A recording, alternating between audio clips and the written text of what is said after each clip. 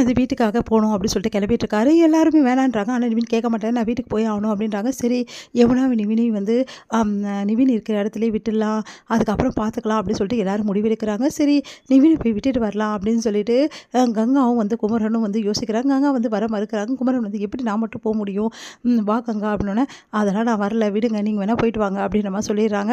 இங்கே வந்து குமரன் வந்து யோசிச்சுட்டு இருக்காரு. அப்போ வந்து குமரனுக்கு திடீர்னு ஃபோன் வருது. அதனால் குமரன் வந்து அங்கே வரணுமே, நான் என்ன பண்ணுறது அப்படின்னு சொல்லிட்டு யோசிச்சுட்டு இருக்காரு. அந்த டைமில் வீட்டில் உள்ளவங்களாம் முடிவு பண்ணுறாங்க. சரி காவேரியும் அவங்க புருஷனும் போய் விட்டுட்டு வரட்டும், இதுவும் நல்லது தானே, அவங்க 2 பேர் தான் கல்யாணம் பண்ணி வச்சாங்க, அதனால் அவங்களே எடுத்துன்னு விடுறது தான் கரெக்டு அப்படின்னு சொல்லிட்டு எல்லாரும் சேர்ந்து முடிவெடுக்கிறாங்க. ஆனால் வந்து ரொம்ப பயப்படுறாங்க. நான் போகமாட்டேன் அப்படின்றாங்க. என்னடி அப்போ இங்கே எழுந்துட போறியா அப்படின்னு சொல்லிட்டு எல்லாம் கேட்டோம். இல்லை நிவின் என் மேலே கோவமாக இருக்காரு, அதான் பயமாக இருக்குது, இப்போ மட்டும் பயமா இரு, பயப்பட வேண்டிய விஷயத்துலலாம் பயப்படாது அப்படி சொல்லிட்டு கங்கா சொல்கிறாங்க. சரி யமுனா நீ ஏன் கவலைப்படுற, இங்கே பாரு விஜய் மாமாவும் காவேரி அக்காவும் கூட வராங்க, அவங்க உன்னை வந்து பேசிட்டு விட்டுட்டு வருவாங்க, நீ கவலைப்படாத அப்படின்னோடனே இல்லைம்மா கொஞ்ச நாள் இங்கே இருக்கேனே அப்புறம் போகிறேனே அப்படின்னு வந்து யமுனா சொல்கிறாங்க. நிவின் வந்து விடாப்படியாக இருக்காரு, ஏற்கனவே நிவின் கோவமாக இருக்காரு, இதில் நீ இப்படிலாம் பண்ணியிருந்தே நல்லா இருக்கா யமுனா, எப்படியும் நிவின் கூட தான் சேர்ந்து வாழ்ந்தாகணும், வேறு வழி இல்லை அப்படின்னு சொல்லிட்டு சொன்னோன்னே என்ன பண்ணுறதுன்னு தெரியாமல் யமுனா சம்மதிக்கிறாங்க.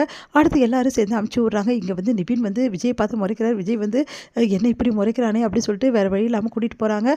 கூட்டிகிட்டு போயிட்டு வீட்டில் விட்டுறாங்க. சரி ஒன்றும் பிரச்சனை இல்லடி, பத்திரமா இரு, இங்கே வந்து வசதி வந்து கொஞ்சம் கம்மியாக தான் இருக்கும், இருந்தாலும் அட்ஜஸ்ட் பண்ணிக்கோ, வேறு வழி கிடையாது, நிவின் ரொம்ப கோவமாக இருக்கார் உன் மேலே, சீக்கிரமாகவே சரி பண்ணிடணும், நீ புரியுதா, நீ அமைதியாக இருந்து மட்டும்தான் நீ நிவினை சரி பண்ண முடியும். ஆமாம் யமுனா, நீ அமைதியாக இருந்தால் மட்டும்தான் நிவின் சரியாவார், நீ எப்படியாவது கொஞ்சம் கொஞ்சமாக நிவினை மாற்றப்பாரு, கூடிய சீக்கிரம் நிவின் மனசு மாறிடுவா, அவர் ரொம்ப நல்லவர், ஜஸ்ட்டு கோவமாக இருக்கிறதால தான் அப்படி பிஹேவ் பண்ணுறாரு அப்படின்னு சொல்லிட்டு விஜய் வந்து சொல்லிட்டுருக்காரு. தேங்க்ஸ் மாமா, ரொம்ப தேங்க்ஸ்க்கா அப்படின்னு சொல்லிட்டு 2 பேருக்கு தேங்க்ஸ் சொல்கிறாங்க. சரிடி பத்திரமா இரு நிவின் கூட அப்படின்னு சொல்லிட்டு கிளம்ப பார்க்குறாங்க. அப்போ நிவின் கிட்ட சொல்லலான்னு போகிறாங்க. அப்போ நிவின் வந்து உடனே பார்த்து மூஞ்சி திருப்பிக்கிறாரு. அடுத்து விஜய் வந்து இங்கே பாருங்கள், நாங்கள் செஞ்சு தப்புன்னு உங்களுக்கு வந்து இப்போ வந்து ரொம்ப தப்பாக தெரியும், ஆனால் பிற்காலத்தில் கண்டிப்பாக வந்து உங்களுக்கு நல்ல விஷயம் தான் நாங்கள் பண்ணியிருக்கோன்னு நீங்கள் புரிஞ்சுப்பீங்க, ஆனால் ரொம்ப சின்ன பொண்ணுங்க, அவள் தப்பு செஞ்சுருக்கா, அதனால் அவன் மேலே கோவமாக இருக்கீங்க, ஆனால் அந்த கோவத்தை டோட்டலாக கண்டினியூ பண்ணாதீங்க ப்ரோ ப்ளீஸ் அப்படின்னோன்னா, இங்கே பாருங்கள் ஒரு விஷயம் மட்டும் சொல்கிறேன், இந்த ப்ரோன்னு கூப்பிட்றத முதல்ல நிறுத்துங்க, முதல்ல அதெல்லாம் நீங்கள் சொல்ல சொல்ல எனக்கு அருவெறுப்பாக இருக்குது அப்படின்றார் நிவின்.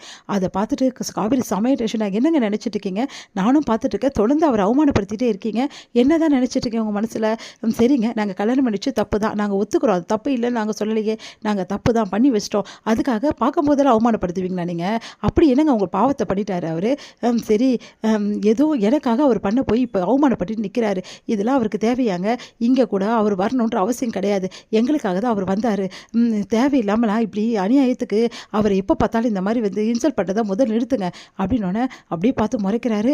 இங்கே பாருங்கள் நேச்சுரலாகவே நீங்கள் ரொம்ப நல்லவர் எங்களுக்கு நல்லாவே தெரியும், ஆனால் தயவுசெய்து இவ்வளோ இறங்கி போய் உங்களையே நீங்கள் அசிங்கப்படுத்திக்காதீங்க நிவின், இது ரொம்ப நல்லாவே இல்லை அப்படின்னு சொன்னோன்னே அப்படியே பார்த்து முறைக்கிறாங்க.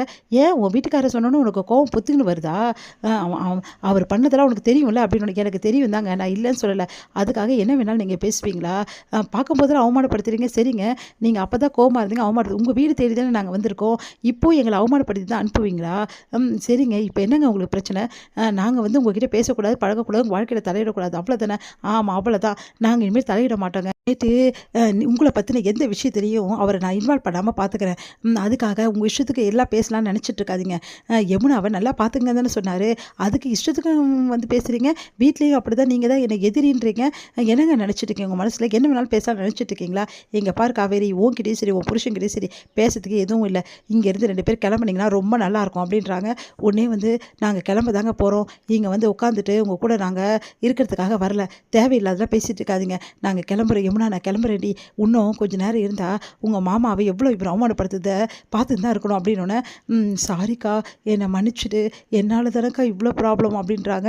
இங்கே பாருடி, இதுக்கப்புறம் நான் எதுவும் பேசுறதுக்கு இல்லை, நீ தான் இவரை சரி பண்ணி எடுத்துகிட்டு வரணும், நீ தானே வேணும்னு இவர் வேணும்னு அடம் பிடிச்ச, அவ்வளோ வந்து தப்பான முடிவுக்கு போன, நீ தவறான முடிவுக்கு போன ஒரே காரணத்துக்காக தான் நாங்கள் வந்து இந்த மாதிரி முடிவெடுக்க வேண்டியதாக போச்சு, இதனால தான் இப்படி அவமானப்பட்டு நாங்கள் நிற்கிறோம், நான் அவமானப்பட்டால் கூட பரவாயில்ல, உங்கள் மாமா அவமானப்படுறது தான் என்னால் தாங்கிக்கவே முடியல, தேவையில்லாமல் ஏடி நம்மளுக்காக அவர் அவமானப்பட்டு இருக்கணும், எல்லாம் தலை எழுத்து, நாங்கள் கிளம்புறோடி அப்படி சொல்லிட்டு கிளம்புறாங்க. இதை பார்த்துட்டு யமுனா அழறாங்க. உன்னை யமுனா அழாத சொன்னா கேளு, இதுக்கப்புறம் உன் லைஃப் உன் கையில் தான் இருக்குது அப்படின்னு சொல்லிட்டு கிளம்புறாங்க. பார்த்து நிவின் அப்படியே முறைக்கிறாரு அவங்கள. இதோட முடியுது.